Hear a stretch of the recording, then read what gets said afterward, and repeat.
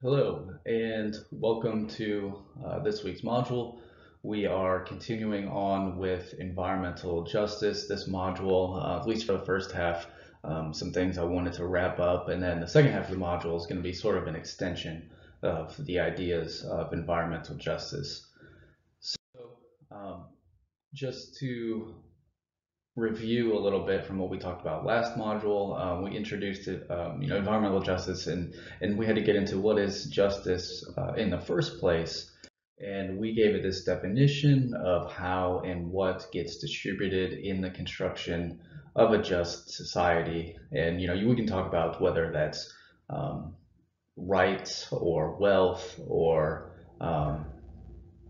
something else, that might be associated with what's getting distributed. But this is an urban forestry class, so we're mostly concerned with, how are urban trees and urban vegetation distributed throughout a city, in this sense, a city. And if really what we're getting at is if we say that those trees and vegetation have benefits associated with them, then how are those benefits getting distributed throughout a city? So that's kind of what we're getting at here. And we talked about forms of justice in different ways. There's distribution, so that's primarily what environmental justice has been concerned with, the distribution of these things. But there's also some other ideas like recognition. If you're talking about rights or in this case, urban vegetation and things like that, are we recognizing certain groups that might have different needs, might have different desires, might have different ideas about how they want their community to look? Are we recognizing that in the ways that we build these structures or allow for different groups to participate in decision-making processes and things like that? Specifically in this case, we talked about the fact that different cultural groups might have different ways that they want to prune trees, or might have different species of trees that they want to plant. And so if we want to make sure we're recognizing those groups and allowing them to construct their communities in the ways that we want, if we want to distribute the benefits of those things in a just or equal way. And there's also participation, which gets into some of these other things as well. But there's processes in place for decision making that certain groups, certain marginalized groups may not be aware of or may not have been allowed to participate historically. And so you want to make sure that those processes are being done in a fair way. So we talked about these forms of justice.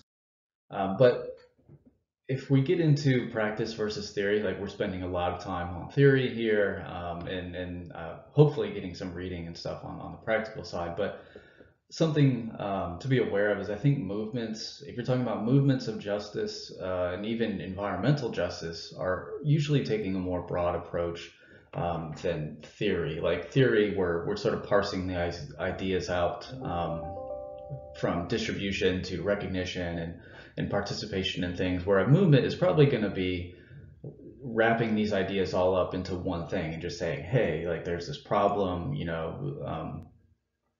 if we want to take a look at like pollution or something, like in this neighborhood is being polluted by this industry, and there's probably lots of things wrapped up in that, like maybe those people are not being recognized and they weren't involved in the decision making process of where to put that industry and all sorts of things, and maybe their socioeconomic status is lower, and lots of things get wrapped up into that. But a movement is probably going to take all of those things into account, and instead of rather just like debating, what's the theoretical components of each of those arguments. So movements are often more comprehensive than what we're sort of getting into the weeds of the theory stuff. If we wanted to take a look at environmental justice in the United States, and there's a long history, and this isn't, I don't want to get really too much into this stuff, but it's worth at least mentioning where this movement, or where this idea of environmental justice came from. A lot of it came from these two things. One is the anti-toxic movement, which was primarily concerned with, where are pollutants and industrial waste being placed. And then the environmental racism movement, which was a little bit broader, and was more about, what are all these environmental issues that, from pollution to whatever it might be, looking at that through a lens of racism. If we want to give that a definition, we could say environmental racism can be defined as racial discrimination in the enforcement of environmental laws, the sitting of toxic waste, disposal and polluting industries, and the exclusion of people of color from environmental decision-making processes. So it's sort of wrapping up a lot of that and saying, like, a lot of this is just due to racism. Like all of these things, you can take a look at the racial groups that are exposed to these risks and hazards and pollutants, and the racial groups that are not. You see some clear patterns. So there's a long history of this, especially if you want to look at Native American groups and the disposal of waste and the acquisition of land, and then the use of that land that in a way that degrades the land, and land that might have religious meaning to these people, or just land that they live on and have to be next to these sorts of waste. So the Native American population has taken a brunt of this, and they're not the only ones. Black populations as well. So there's a long history in the United States of environmental racism, way more than what we can get into in this class. So I'm just kind of introducing that here. But there's also some different frameworks here, and we've kind of been introducing this idea already anyway. We talked about distributive and participatory, and in this sense, a framework is not really different than a form of justice.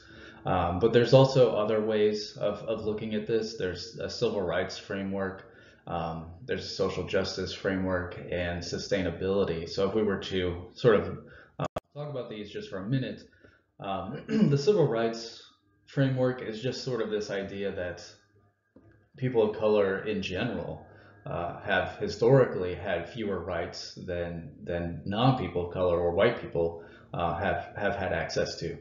And so that's going to apply to environmental rights as well, and so in decision-making processes. And so you can kind of just extend this idea of civil rights and say,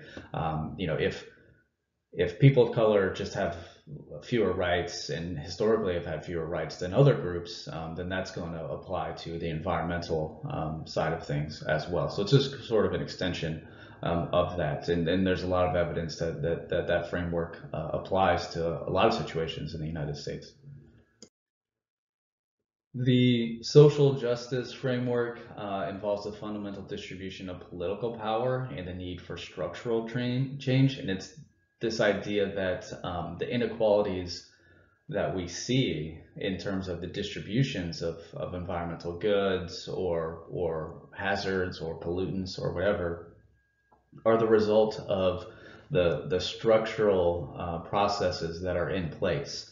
And so if you want to change those, then you need to change the fundamental ways in which those things are built. And maybe that's the laws that are in place, maybe that's the political processes that are in place, or the way that the regulations are enforced, whatever it is.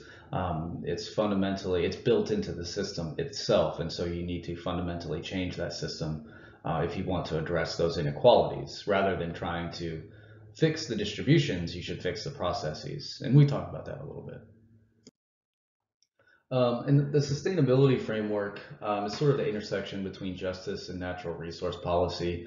And some of this is, how natural resources are acquired, and how they're used, and the pollutants, some of it goes into prevention versus mitigation, where, if you have a source of pollution and certain people are at risk, is it better to move those people or mitigate that risk in some way, or is it better to just prevent that pollution in the first place by using a different source of energy or a different resource in general? And I think there's some growing consensus that we should just prevent the pollution in the first place, and then no one gets exposed to the pollution because there isn't any. And I think that's has to potentially be fix a lot of problems. Not all problems, but probably a reasonable approach to take for a lot of situations. Okay, so that's sort of wrapping up what I wanted to get into about environmental justice, the rest of what I wanted to get into about environmental justice. So there is one more reading, and it's going to kind of bridge the gap between this stuff and what I want to talk about next, which is, we've been talking about the benefits. We spent a lot of time talking about ecosystem services and the benefits of urban trees.